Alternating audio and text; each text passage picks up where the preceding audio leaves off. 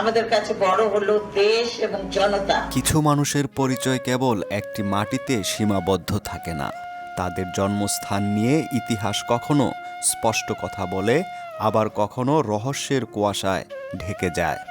বাংলাদেশের রাজনীতির ধ্রুবতারা বেগম খালেদা জিয়া। তার জন্মস্থান নিয়ে দশকের পর দশক ধরে চলছে এক অমীমাংসিত বিতর্ক।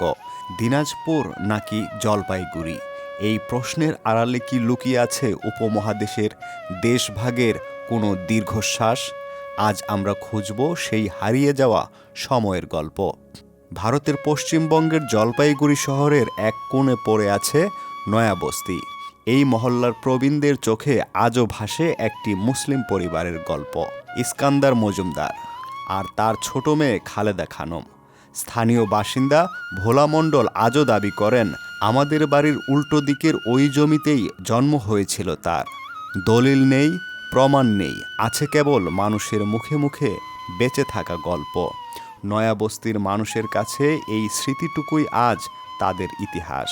ফেনীর মাটি থেকে শিকড় উপড়ে জলপাইগুড়িতে এসেছিলেন ইস্কান্দার মজুমদার। তখন জলপাইগুড়ি ছিল চা বাণিজ্যের প্রাণকেন্দ্র। পুরনো নথিতে কখনো মোহাম্মদ ইস্কান্দার, কখনো ইস্কান্দার মিয়া এই নামেই তাকে খুঁজে পাওয়া যায়। চা বাগানের শেয়ার কেনাবেচার সেই অভিজাত পেশায় যুক্ত ছিলেন তিনি।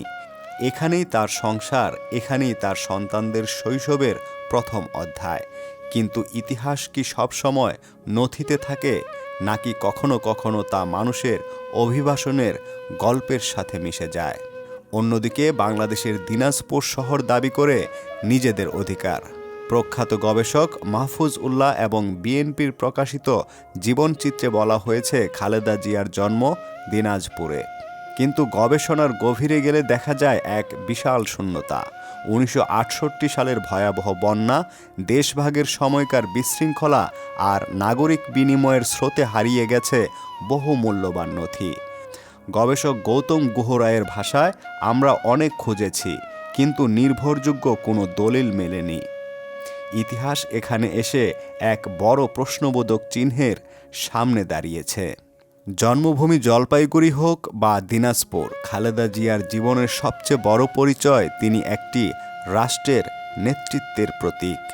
তার জীবনের গতিপথ গড়ে উঠেছে এই উপমহাদেশের বিভক্তি, সংগ্রাম আর উত্তাল রাজনৈতিক ইতিহাসের মধ্য দিয়ে।